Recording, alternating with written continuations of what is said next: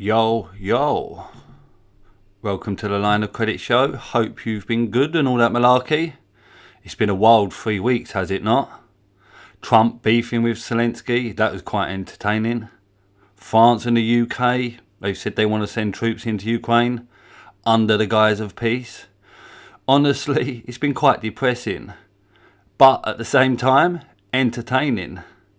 But this is what the people want, so let them have it. Personally, I won't be signing up to fight for a war that's 1700 miles away. Let the sheep and boomers fight this one out. Me, you, the country, we've got no stake in this war. Only the smart money has a stake in the war, and we've just got the crumbs. This leads me to talk about smart money, defence stocks, and peace deals. Follow the money, and I might be able to capitalise on this. By the way, I'm not going to give any stock tips, financial advice, or a directive to invest. This is just me voicing my opinion and my investment stocks. Do your own research. Defence stocks have absolutely gone wild in the last few weeks, as you lot know anyway, contributing towards the FTSE 100 hitting record high. 8,900 European indexes all flew up on the announcement of more defence spending. This was met with a downturn due to Trump's tariff announcements that rocked indexes all over the world. German bond yields rising exacerbated it a bit. The FTSE fell 2% and other indexes witnessed the same falls. Personally, I've dabbled in a bit of FTSE futures. Not a lot, but I've dabbled. Hopefully, I sell them into the rally. The famous buy the dip trade. But with defence stocks, I'm looking to capitalise on them because there's going to be an immense transfer of wealth from taxpayers to the defence industry, not just in the UK, but Europe and America and the rest of the world. So I ask myself, how can I capitalise on the new wave of defence spending and potential war, not just between Europe and Russia, but China and Taiwan, and Israel and Iran?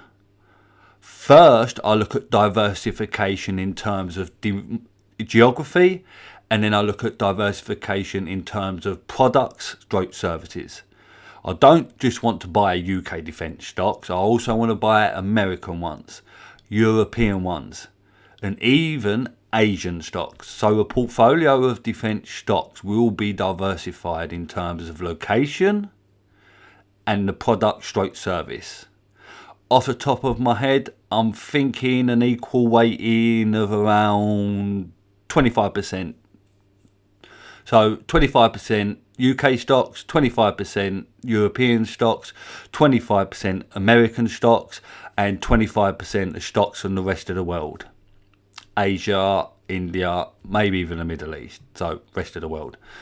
Example, BAE Systems is in the UK, Lockheed Martin is in America, Rheinmetall is in Germany, and IHI Corporation is in Japan.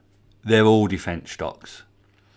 Now, with an equal weighting of 4 geographical locations, I think 4 stocks per location is a logical choice. So 4 geographical locations with 4 stocks per allocation. In total, that's 16 stocks.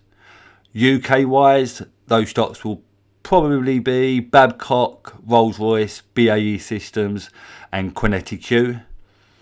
The extra icing on the cake for defence stocks is interest rates being cut.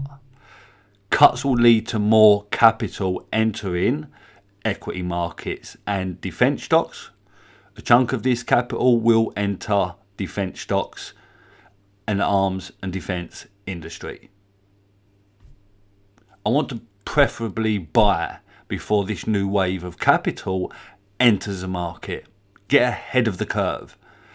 Cuts in interest rates will also lead to governments allocating capital to defence spending because they will save money on servicing their debt. And at the moment, European governments have a priority to spend on defence. So any savings will most likely convert into more spending on defence.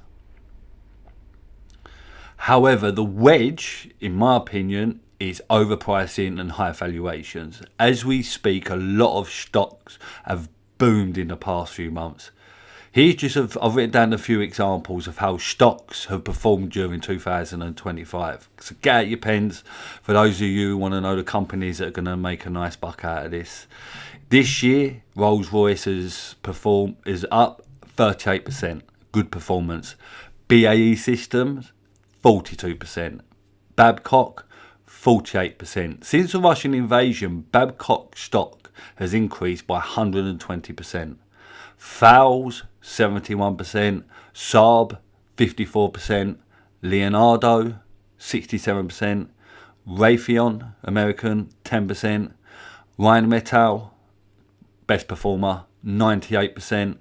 IHI Corporation, 29%. Qinetiq, 23%. Chemring, 25%. Very nice performance figures, and this is just for 2025, just 75 days. Although I must say, European defence stocks are currently outperforming US defence stocks. Main reason why is because Europe has been more aggressive in terms of defence spending compared to America. But you've got a lot of American defence companies and even ETFs. A few other companies include Axon Enterprises. You've got L4 Harris, RTX, Transdigm. Boeing has a presence in defence, but it's not, in my opinion, it's not a defence stock. It's a plane and engine company. There's a shit ton of ETFs out there. So if you want to know if there's any defence stocks ETFs that have defence stocks in their portfolio, then just Google them. Google defence stocks and ETFs will most likely provide you with a list of ETFs. So, as we can see with these very good performances, billions of capital have already entered defence stocks. Some stocks have entered bubble territory. Now, I don't want to buy high and sell low now, do I? No, I do not. In my opinion, there's a chance these stocks will have a small correction. Traders will take some money off the table at some point. What will cause this correction if it occurs? Honestly, I don't know. What I do know is that over the next few weeks, I'm going to build a little framework. I'm going to pick 4 geographical locations, like I mentioned. I'm going to pick 4 companies per location, a total of 16 defence stocks. I'm going to treat it as a separate portfolio. I'm going to pick 16 stocks that supply arms, military equipment, transportation, engines, surveillance, logistics, and even AI. I'm going to pick stocks with good fundamentals and stable financials. Not really going to pick growth stocks. Now, when I build this framework and it's complete, it will be ready to implement when or if defence stocks fall. I will be able to implement this strategy in just one day's trading session. I mean, it's only buying 16 stocks. The goal is to buy the dips in defence stocks and hold for a period of 6 months to 3 years.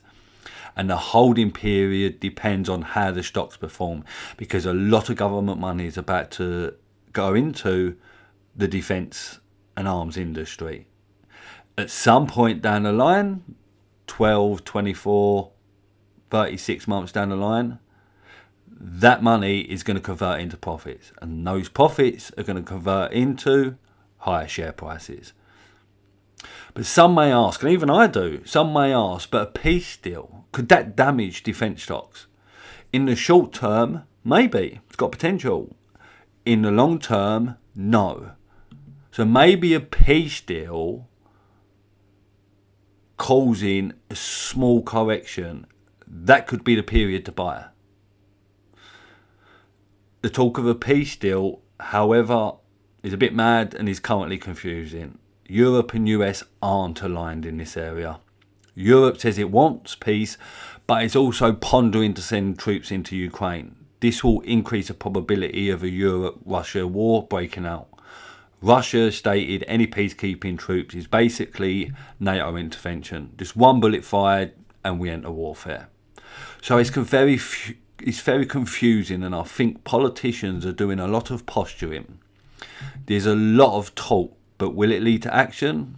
I don't think so. Everyone's talking a big man and acting Mr. Billy Big Bollocks, but a lot of it is just talk. The leaders of the UK and France have dire approval ratings. Trump is on 48%, while Keir is on 31%. So 2/3 of the voters don't agree with what Keir's doing, or don't approve of what Keir's doing. Macron's approval rating in France is at record low at 21%. So I believe part of the reason why France and UK leaders have turned into neoconservatives is to improve their ratings. And it's worked. Keir's approval rating was 26%. It's still dire at 31%, but his approval rating hit 26%. And his stance on Ukraine then pushed it up to 31%.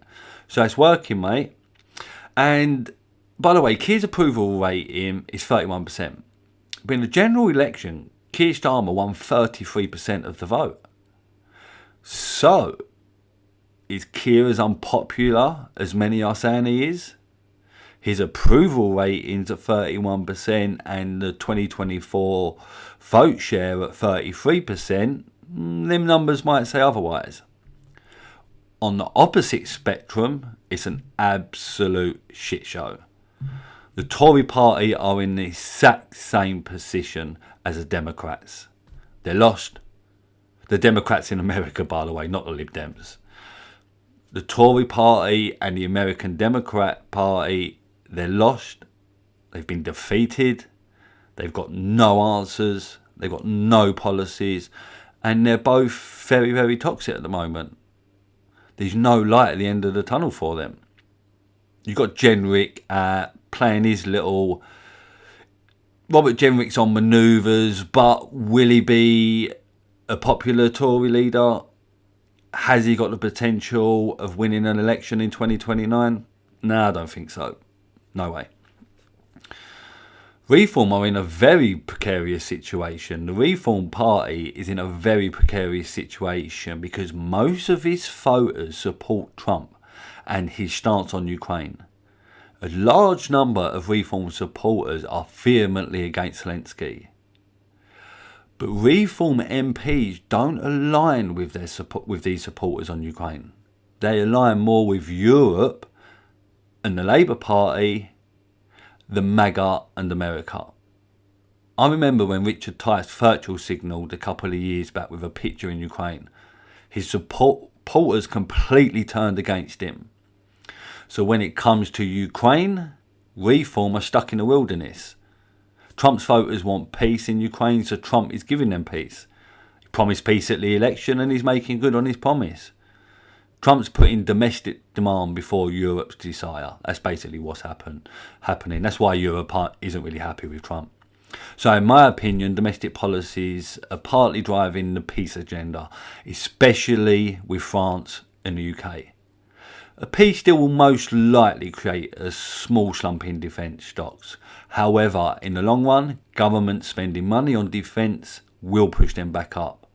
So short-term mini slump, long-term rally. Europe just announced it's going to spend $800 billion on defence spending. Literally 800 yards entering all these defence companies all across Europe, America and Asia. I think that's when I'm going to start dabbling. That's when I'm going to jump into the pool. But we shall wait and see. Hopefully I can capitalise on this, but time will tell. Until the next show, have a prosperous and productive time. Oh, and by the way, please do subscribe to my show on YouTube or Spotify.